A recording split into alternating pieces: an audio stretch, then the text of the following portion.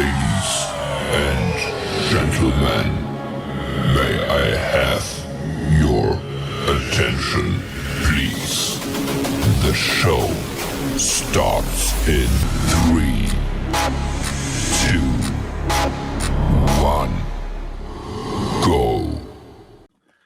Good morning, CaneSport. It's March 11th, 2022. I'm Gary Ferman, the publisher of CaneSport.com, joined as always by our managing editor, Matt Shodell, as we discuss the news of the day, presented as always by Life Wallet, where the time is now to take charge of your personal health. And Matt, I know I said that a little lethargic this morning, but I did it on purpose in honor of the Canes basketball team, which I thought was a little lethargic yesterday in their ACC tournament game against Boston College. And like they've done so many times this season, somehow managed to find a way to finish on the right side of the score. And now they advance to just what should be a sensational night tonight against Duke.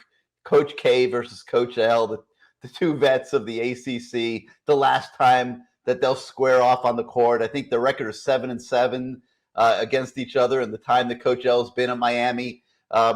So with that, let me get your thoughts. I know you watched the game, just on the way the team played, the way the game went, and the dramatic fashion in which they won it in overtime with Sam Wardenberg fighting for a rebound, dishing out to Charlie Moore, who had his head up the floor, saw Jordan Miller breaking free behind the defense with his arm out like a wide receiver, led him perfectly with an absolutely sensational pass, and Jordan Miller lays it in with like 0.5 seconds left on the clock. Game over. Miami wins and advances. Your thoughts? Yeah, fans get upset because BC, this is the third game. They just played overtime. They should be exhausted. Miami's had all the time in the world to rest up and be ready and come out on fire and be excited for this ACC tournament. But I don't know if you played sports, Gary. I played sports, and when you know you're playing Duke next and you're playing the number 13 seed, a team you just beat 8 days ago by 11 points, and that BC team, this is it for them. They know this is their last game. This is, for a lot of these players on that BC team, this is it. Like, their season's over. Yep. So if you don't match that intensity, you're in for a dogfight. It happened. Guess what? It happened to Duke against Syracuse, even with Syracuse missing its best player and the best player one of the best players in the ACC. So This isn't anything new. Plus, Miami all year's been playing close games. Out of the last 9 games, 4 or 5 were decided by 4 points or less.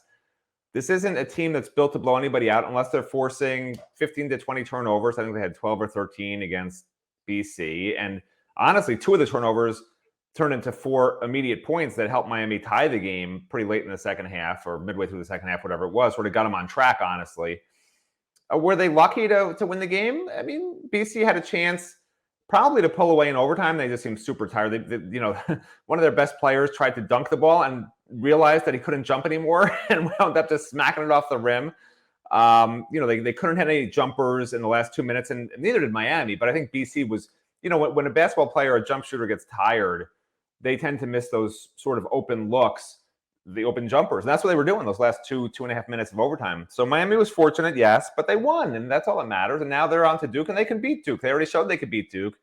So for anybody out there who thinks, this is terrible, I think somebody on the message board said it was embarrassing to go to the ACC tournament and play like that. These are still, at the end of the day, I mean, I would say 17 and 18-year-olds, but in this case, they're 22 and 23 and 24-year-olds because Jim Larrañaga apparently likes very old people around a very old coach. I don't blame him. For that. It is what it is. I got no problem with it. If they win, they move on. Now it's all about Duke. If they have an embarrassing loss to Duke, then I'll say, you know what, fans were right. But if they play right with Duke, which is one of the top teams, at least perception-wise, in the country, then you've got to hand it to Coach Larrañaga and this team for having a really, really good season, and they'll be in the NCAA tournament for sure. So then they'll have another chance after that. Yeah, I don't think embarrassing is fair. That's not a fair word to use. I mean, you're never embarrassed when you're, playing a tournament game and the other team is rising up and playing maybe above their level. I thought Boston College was sensational on defense. They were making it very difficult for Miami to get to their spots. Isaiah Wong was probably not as involved as he needed to be throughout a lot of the game. And Miami. It's interesting to say that. Interesting to say that because what Larinaga did with Isaiah Wong was just give the ball to Isaiah and say, do whatever you want to do, instead of actually setting screens like they do for these other players. I think they need, Isaiah Wong's trying to get going. A couple of games ago, he had a huge game.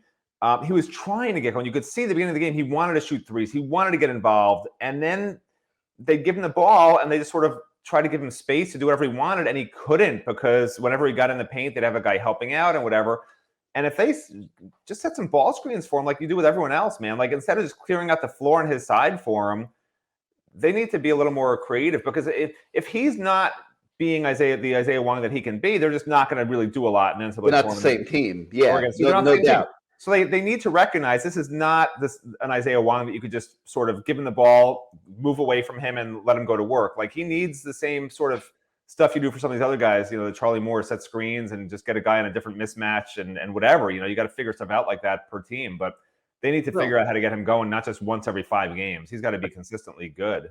I think they made a decision to feature Cam Agusti this year, and it worked. He made first team All ACC. But teams are keying on him quite a bit. He had a hard time getting going today as well. Yesterday. And, when he's struggling and Wong's not involved, now they're down to Charlie Moore and Jordan Miller. And Jordan Miller has been playing spectacularly, but it kind of brings them back to the pack in the ACC, quite honestly.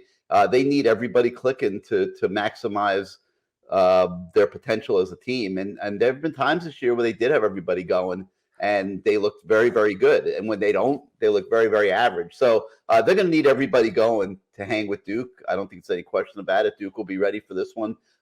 They feel they owe Miami one.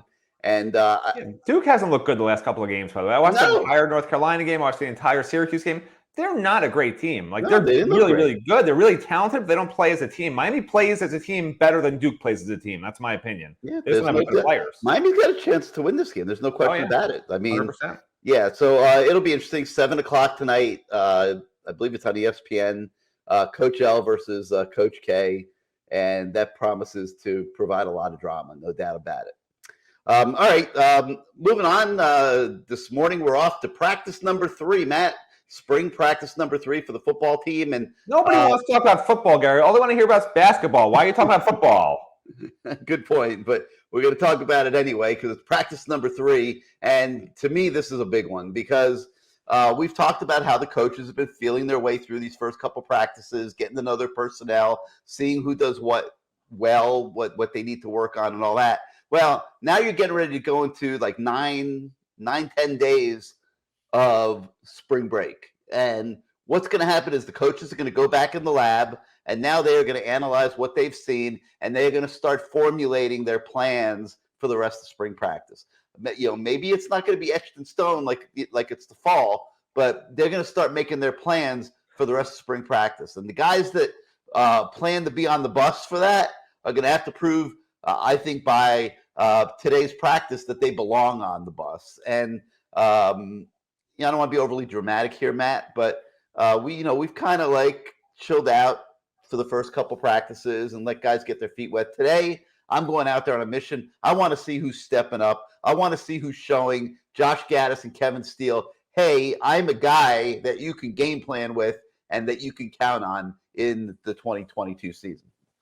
Yeah, Miami didn't have a lot of recruits at the first 2 practices, and I think that's by design because they knew it was going to be a little messy and guys have to sort of learn what they're doing. And the top recruit who comes and watches just guys dropping passes and an offense that's just only throwing short passes, it doesn't do a lot for recruiting. And now this third practice, they're getting a lot of recruits that they targeted to get out here to watch this practice. So I think they're going to show a lot more, which will be interesting to see if we see a lot less or not. But, the guys that I've talked to that are planning to come, Marcus Dokes is supposed to be there, Tamari Johnson, Jeremiah Marcelin's a 2024 kid, Logan Howland, Tackett Curtis. I think Cedric Baxter is going to be around, but he hasn't really responded, but he's supposed to be there.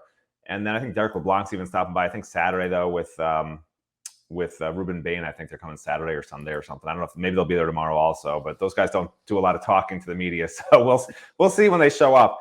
But, so to me, that tells me that Miami's certainly going to be unveiling, some more energetic practices because Mario Cristobal is all about recruiting. You know that. And the fact they didn't have a lot of recruits those first 2 spring practices, to me, it wasn't because they couldn't have had recruits there.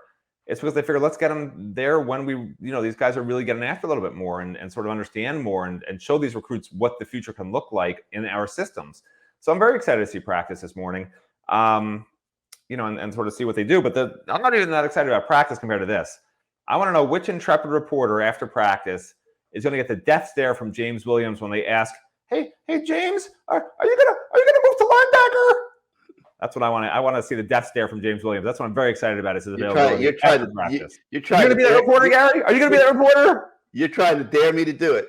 But, I dare you. I dare you. No, I'm not. Here's how I want you to phrase it, Gary. Here's how I want you to phrase it. I want you to say, James, in the best interest of the team, would you be willing to move to linebacker? Because there's other good safeties, and the linebackers aren't so good. So I think you're better there. What do you think? That's how I want you to phrase it. Well, my opinion on that has nothing to do with the fact that there's not a lot of linebackers. Obviously, you've never asked a question like that. It was a joke. No, I know you're joking, but my opinion is based on talking to NFL scouts and just observation. And I personally think that James Williams could be elite as an outside linebacker, and I think ultimately that's going to be his position. And the sooner he gets there, to me, the better off for him, because I think that'll be his fastest track to the National Football League. I will tell you, he does not look like a linebacker right now. That's just looking at him, okay? I'm not disagreeing. He was in the box a bit last year. He can't tackle or doesn't want to tackle, one or the other. I don't know which. As of last season, okay? As of last season, he either didn't want to tackle, was injured,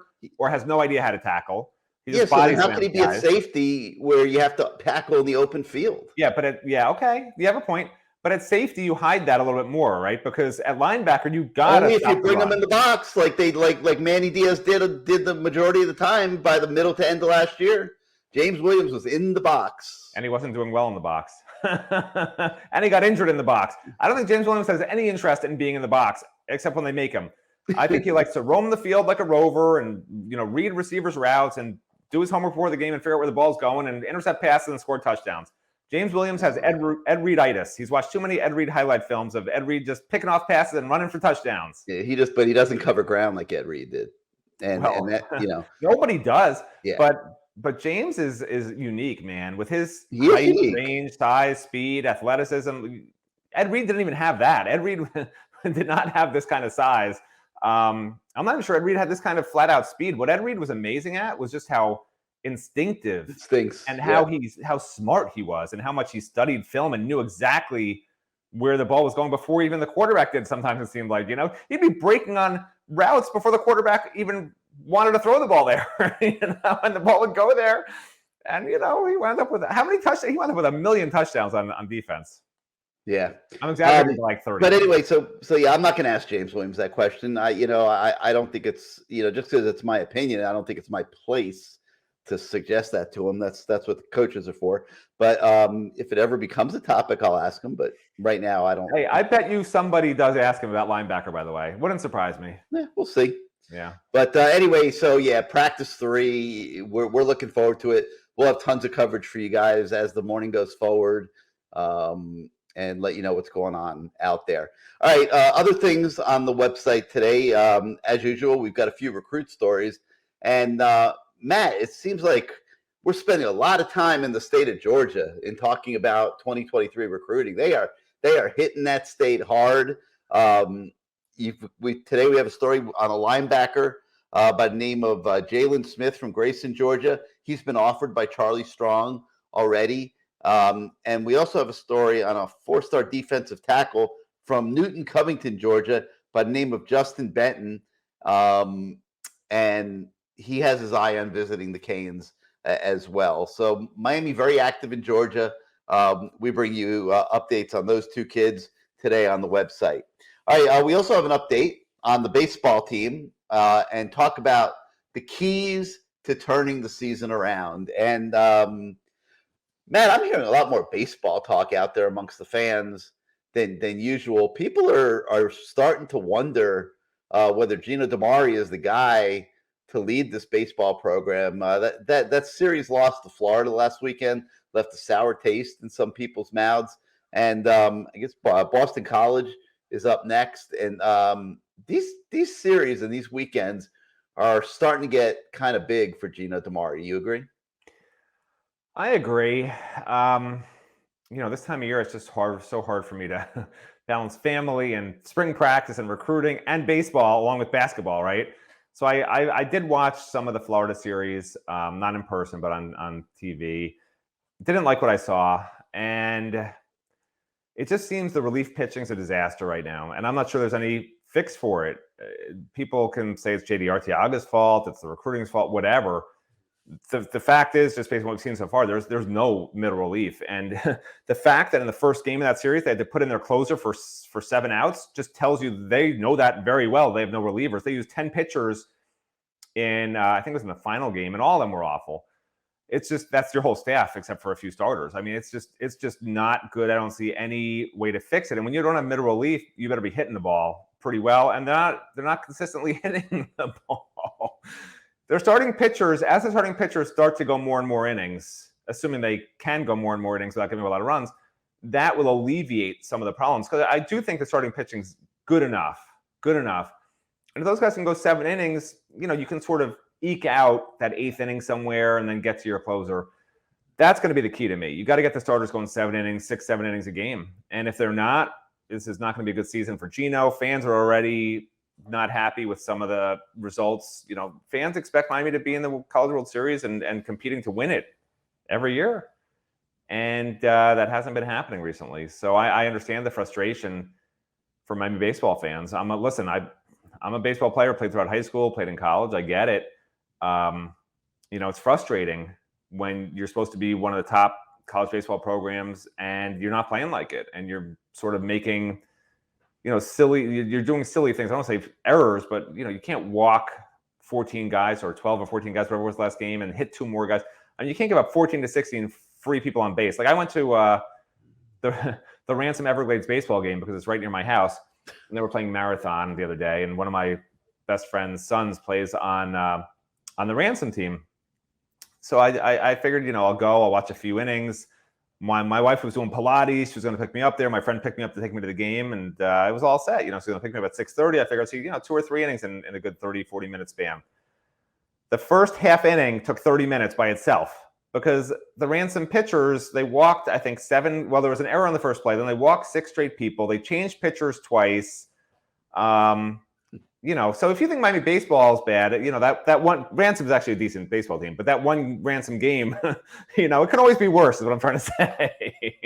You could be watching high school baseball instead of college baseball. And my son played at Palmer, played on varsity for 4 years, and we had some really bad games there too. We had some really good games and some really bad games. And the really bad ones are just really bad. For those of you that watch high school baseball also, just be happy you can watch the Miami Hurricanes play baseball, even if they're not playing at a high level all the time. Well, something I've gotten some good feedback on is the baseball commercial for Life Wallet. So before we go, let's take a quick look. My name is Yohan Morales, and I am Life Wallet. Hey, yo. Heads up.